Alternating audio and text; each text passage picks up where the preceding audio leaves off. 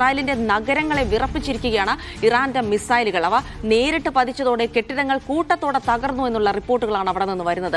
അറാദിലും ഡിമോണയിലും ഉൾപ്പെടെയുള്ള ആക്രമണത്തിൽ 100-ലേറെ പേർക്ക് പരിക്കേറ്റതായുള്ള റിപ്പോർട്ടുകളുണ്ട്. 20-ലേറെ പേരുടെ നില അതീവ ഗുരുതരമാണ്. അറാദിൽ ഇസ്രായേൽ ആരോഗ്യ അടിയന്തരാവസ്ഥ പ്രഖ്യാപിച്ചിരിക്കുകയാണ്. ആക്രമണം നടന്നത് ഇസ്രായേലിലെ ആണവ കേന്ദ്രങ്ങൾക്ക് സമീപമാണ്. ഇന്നലെ നതാൻസിലെ ഇറാൻ ആണവ കേന്ദ്രത്തിലേക്കുള്ള ആക്രമണത്തിനുള്ള തിരിച്ചടിയാണ് എന്ന് കൂടെയാണ് ഇറാൻ അവകാശപ്പെടുന്നത്. ഇസ്രായേലിന്റെ പ്രതിരോധ സംവിധാനങ്ങൾ തകരുന്നതിന്റെ ലക്ഷണമാണ് കണ്ടതെന്ന് ഇറാൻ പാർലമെന്റ് സ്പീക്കർ പറഞ്ഞു. ഇറാന്റെ മിസൈലുകൾ ഇസ്രായേലിൽ നേരിട്ട് പതിക്കുന്ന ദൃശ്യങ്ങളും പുറത്തു വന്നു. അഫ്താബ് റഹ്മാൻ തുടരുന്നുണ്ട്. അഫ്താബ്, ഈ യുദ്ധം, ഈ സംഘർഷം അധികകാലം ഇറാന് നീട്ടിക്കൊണ്ടു പോകാൻ കഴിയില്ല എന്ന് അമേരിക്കയും ഇസ്രായേലും പറഞ്ഞുകൊണ്ടിരിക്കുന്നതിനിടയിലാണ് ഇസ്രായേലിന്റെ നഗരങ്ങളെ വിറപ്പിച്ച ആക്രമണം ഇന്നലെ ഇറാന്റെ ഭാഗത്തുണ്ടായിരിക്കുന്നത്. അതിലേറെ ഗൗരവം ആണവ കേന്ദ്രങ്ങൾക്ക് സമീപമാണ് ഈ ആക്രമണം ഉണ്ടായത് എന്നുകൂടിയാണ്. കാരണം കഴിഞ്ഞ ദിവസം സമാനമായി തന്നെ നതാൻസിലെ ആണവ കേന്ദ്രങ്ങൾക്ക് സമീപം ഇസ്രായേൽ നടത്തിയ ആക്രമണത്തിന് ഒരു പ്രതികാരം എന്നുള്ള രീതിയിലാണ്. അങ്ങനെയാണെങ്കിൽ ട്രംപോ ഇസ്രായേലോ പറയുന്നതിനപ്പുറമായി ഇറാന്റെ പ്രഹരശേഷിക്ക് ഇപ്പോഴും ഒരു കുറവും വന്നിട്ടില്ല.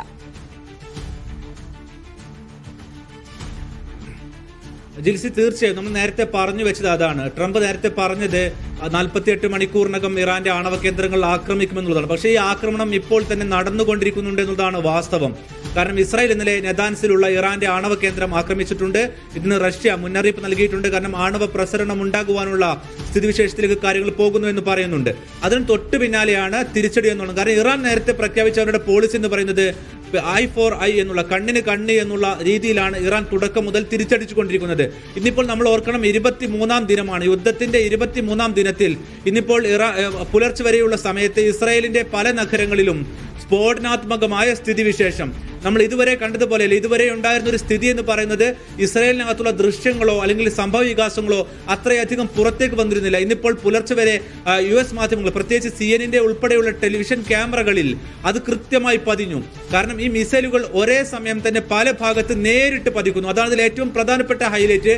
ഏതാണ്ട് 4 ലെയറായിട്ടുകൊണ്ടാണ് ഇസ്രായേലിന്റെ ഡിഫൻസ് സിസ്റ്റം പ്രവർത്തിക്കുന്നത്. അത് തന്നെ ആലോചിക്കണം. ഇറാന്റെ ഭൂമി വിട്ടുകഴിഞ്ഞാൽ, റോക്കറ്റുകളോ മിസൈലുകളോ ഇറാന്റെ ഭൂമി വിട്ടുകഴിഞ്ഞാൽ അത് കടന്നു പോകുന്നത് കുവൈത്തിനരികിലൂടെ ഇറാഖ് പിന്നിട്ട്, സിറിയ പിന്നിട്ട്, അല്ലെങ്കിൽ ജോർദാൻ കടന്നാണ് ഇസ്രായേലിലേക്ക് എത്തുന്നത്. ഈ പറഞ്ഞ രാജ്യങ്ങളിലെല്ലാം തന്നെ ഡിഫൻസ് സിസ്റ്റങ്ങൾ കൃത്യമായി പ്രവർത്തിക്കുന്നതാണ്. ഇതെല്ലാം മറികടന്നുകൊണ്ടാണ് ഇറാന്റെ ബാലിസ്റ്റിക് മിസൈലുകൾ ഏറ്റവും സുരക്ഷമെന്ന് പറയുന്ന ലോകത്തിലെ ഏറ്റവും മികച്ച പ്രതിരോധ സംവിധാനങ്ങളുള്ള ഇസ്രായേലിനകത്തേക്ക് ഇതുപോലെ പതിക്കുന്നത്. ആ ദൃശ്യങ്ങളിൽ അതിന്റെ ഒരു ഭീകരത നമുക്ക് വ്യക്തമാണ്. എന്ന് വെച്ചാൽ കെട്ടിടങ്ങൾ ഒരുപാടെണ്ണം തകർന്നിരിക്കുന്നു. ഇപ്പോൾ റിപ്പോർട്ടുകൾ പുറത്തു വരുന്ന പ്രകാരമാണെങ്കിൽ 150-ലേറെ പേർക്ക് പരിക്കുണ്ട്. അതിൽ തന്നെ 30-ലേറെ പേരുടെ പരിക്ക് ഗുരുതരമാണ്. മരണപ്പെട്ടതായുള്ള റിപ്പോർട്ടുകൾ ഇസ്രായേൽ ഇതുവരെ സ്ഥിരീകരിച്ചിട്ടില്ല. പക്ഷേ നാശനഷ്ടം വളരെ പ്രകടമായി ആ ദൃശ്യങ്ങളിൽ കാണാം. ഇന്നലെ രാത്രി ഡിമോണയിൽ നടന്ന ആക്രമണവും സമാനമാണ്. ഈ ഡിമോണ എന്ന് പറയുന്നത് നാഗവ് എന്നറിയപ്പെടുന്ന ഇസ്രായേലിനകത്തുള്ള അവരുടെ ആണവ കേന്ദ്രത്തിൽ നിന്നും 80 കിലോമീറ്റർ അകലെയാണ്. അതായത് 80 കിലോമീറ്റർ അകലെ വെച്ചാണ് ഇത് പ്രതിരോധിച്ചത്. അത് പ്രതിരോധിക്കാനുള്ള ശ്രമമുണ്ടായത്. അവിടെയാണ് മിസൈലുകൾ നേരിട്ട് പതിക്കുന്നത്. എന്ന് വെച്ചാൽ യുദ്ധത്തിന്റെ 23-ാം ദിനത്തിലും ഇറാന്റെ പ്രഹരശേഷിക്ക് ഒരു കുറവുമില്ല. ഇതോടൊപ്പം ജിൽസി, ഒരു കാര്യം കൂടി എടുത്തു പറയേണ്ടതെന്ന് തോന്നുന്നു. ഇന്നലെ CNN പുറത്തുവിട്ട ഒരു റിപ്പോർട്ട് പ്രകാരം നിലവിൽ ഇറാന്റെ അകത്തുള്ള, അതായത് 33 പ്രവിശ്യകളാണ്, എന്നുവെച്ചാൽ 33 സ്റ്റേറ്റുകളാണ് ഇറാൻ അകത്തുള്ളത്. ആ സ്റ്റേറ്റുകൾക്കകത്ത് എല്ലാം മിസൈൽ സിറ്റികളുണ്ട്. ഈ മിസൈൽ സിറ്റികളുടെ നിലവിലെ സ്ഥിതി എന്താണെന്ന് പറയുന്ന CNN റിപ്പോർട്ട് പുറത്തു വന്നിട്ടുണ്ട്. അതിൽ പറയുന്നത് ഈ മിസൈൽ സിറ്റികളുടെ കവാടം തകർക്കാനായി പക്ഷേ താഴേക്ക് ഏതാണ്ട് 500 മീറ്റർ താഴെയാണ് മിസൈൽ സിറ്റികൾ. അതും ഏറ്റവും ദുർഘടമായ പർവ്വത നിരക്ക് താഴെയാണ് ഇവ നിലകൊള്ളുന്നത്. അതിലേക്ക് കാര്യമായി പ്രഹരശേഷി ഉണ്ടായിട്ടില്ല എന്നാണ് പറയുന്നത്. അത് തന്നെയാണ് ഈ മിസൈലുകൾ എത്തുമ്പോൾ നമ്മൾ മനസ്സിലാക്കേണ്ടതും. എന്ന് വെച്ചാൽ ഇപ്പോഴും ഇറാനോടും ലോകത്തിലെ ഏറ്റവും വലിയ ശക്തിയായിട്ടുള്ള US-നോടും 23-ാം ദിനത്തിലും പിടിച്ചു നിൽക്കാൻ ഇറാൻ സാധിക്കുന്നു എന്നുള്ളതാണ് ഇതിൽ നിന്നും മനസ്സിലാക്കേണ്ടത്. ഇറാനകത്തും സമാനമായ രീതിയിൽ തന്നെ വൻതോതിലുള്ള നാശനഷ്ടം, എന്ന് വെച്ചാൽ ഏതാണ്ട് ഗസക്ക് സമാനമായ രീതിയിൽ തന്നെ അവിടെ നിരപ്പാക്കുന്ന സ്ഥിതിവിശേഷമുണ്ട്. പക്ഷെ അതിനിടയിലും ഒരു കുറവും വരുത്താതെ ഇസ്രായേലിനകത്തേക്ക് കൃത്യമായി മിസൈലുകൾ എത്തിക്കാൻ റഷ്യൻ സഹായത്തോടെ ഇറാൻ സാധിക്കുന്നു എന്നുള്ളതാണ് ഇന്നലത്തെ ആക്രമണം സൂചിപ്പിക്കുന്നത്. ജിൽസി, അഫ്താബ്, അതിനകത്ത് വേറൊരു കാര്യം കൂടെ, അതായത് നമ്മൾ ഈ സൈനിക ശേഷിയുടെയും ഇറാന്റെ പ്രഹരശേഷിയുടെയും കാര്യം പറയുമ്പോൾ ബാലിസ്റ്റിക് മിസൈൽ സംവിധാനമടക്കം ശേഖരമടക്കം ഇറാന്റെ കൈവശമില്ല എന്ന് അവകാശപ്പെടുമ്പോഴാണ് കഴിഞ്ഞ ദിവസം വരുന്ന ഒരു വാൾ സ്ട്രീറ്റ് ജേണലിന്റെ റിപ്പോർട്ട് കൂടി, അതായത് ഇന്ത്യൻ മഹാസമുദ്രത്തിലെ ബ്രിട്ടന്റെ സൈനിക താവളം, അതായത് ഡിഗോ ഗാസിയിലേക്ക് ബാലിസ്റ്റിക് മിസൈലുകൾ അയച്ചുള്ള ആക്രമണം. അങ്ങനെയാണെങ്കിൽ ഇറാന്റെ പ്രഹരശേഷിയും ഇറാന്റെ ആയുധശേഷിയും ഒക്കെ കണക്കാക്കുന്നതിൽ അമേരിക്കയ്ക്ക് വലിയ വീഴ്ച പറ്റിയിട്ടുണ്ടോ?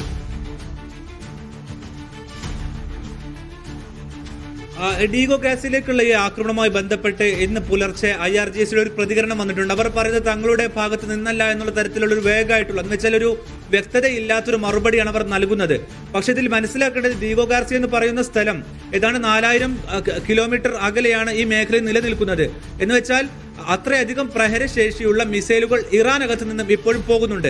അത് നമ്മൾ മനസ്സിലാക്കേണ്ടത് അതിൽ പറയുന്നത് നമ്മൾ സാധാരണ ഈ ഭ്രമണപഥത്തിലേക്കും മറ്റുമെല്ലാം തന്നെ റോക്കറ്റുകൾ വിടുന്ന സമാനമായ രീതിയിൽ അത്തരം പ്ലാറ്റ്ഫോം ഉപയോഗിച്ചുകൊണ്ടാണ് ഈ ആക്രമണത്തിനുള്ള ശ്രമം, ഒരു പേടിപ്പിക്കുവാനുള്ള ശ്രമം ഇറാന്റെ ഭാഗത്തു നിന്നും ഉണ്ടായതെന്നാണ് പറയുന്നത്. അപ്പോൾ നമ്മൾ നേരത്തെ പറഞ്ഞു വന്നതും അത് തന്നെയാണ്. എന്ന് വെച്ചാൽ ഇവരുടെ ഒരു തോത്, ഇവരുടെ മിസൈൽ സിറ്റികളുടെ അവസ്ഥ എന്താണ്, അവരുടെ നിലവിലുള്ള ആയുധ ശേഖരത്തിന്റെ അളവ് എത്രയാണെന്ന് ലോകത്ത് ഒരാൾക്കും അറിയില്ല. അത് ഇറാന് മാത്രം അറിയുന്ന രഹസ്യമാണ്. അതിൽ വളരെ തന്ത്രപ്രധാനമായിക്കൊണ്ട് ഇറാനെ സഹായിച്ചുകൊണ്ടിരിക്കുന്നത് റഷ്യയാണ്. റഷ്യ ഇന്നലെ അവരുടെ ഇറാന്റെ വാർഷികാഘോഷങ്ങളുടെ ഭാഗമായി റഷ്യ പറഞ്ഞിരിക്കുന്നത് ഞങ്ങൾ ഇപ്പോഴും ഇറാന്റെ കൂടെയാണ് എന്നുള്ളതാണ്. എന്ന് വെച്ചാൽ കാസ്പിയൻ സീ എന്നറിയപ്പെടുന്ന ഇറാനകത്തുള്ള പ്രധാനപ്പെട്ട മറ്റൊരു അതിനോട് ചേർന്ന് നിൽക്കുന്ന ഒരു കടലുണ്ട്, ചെറിയ ഒരു അടഞ്ഞു നിൽക്കുന്ന ഒരു കടലുണ്ട്. ഈ കടലിൽ നിന്നും വളരെ എളുപ്പത്തിൽ റഷ്യയിൽ നിന്നും സംവിധാനങ്ങൾ എത്തിക്കുവാൻ ഇറാൻ ഇപ്പോഴും സാധിക്കുന്നുണ്ടെന്നുള്ളതാണ് ഏറ്റവും പ്രധാനപ്പെട്ട കാര്യം. റഷ്യയുടെ ഇന്റലിജൻസ് സംവിധാനം വളരെ കാര്യക്ഷമമായി ഇറാനെ ഈ യുദ്ധത്തിൽ സഹായിച്ചുകൊണ്ടിരിക്കുന്നതാണ്.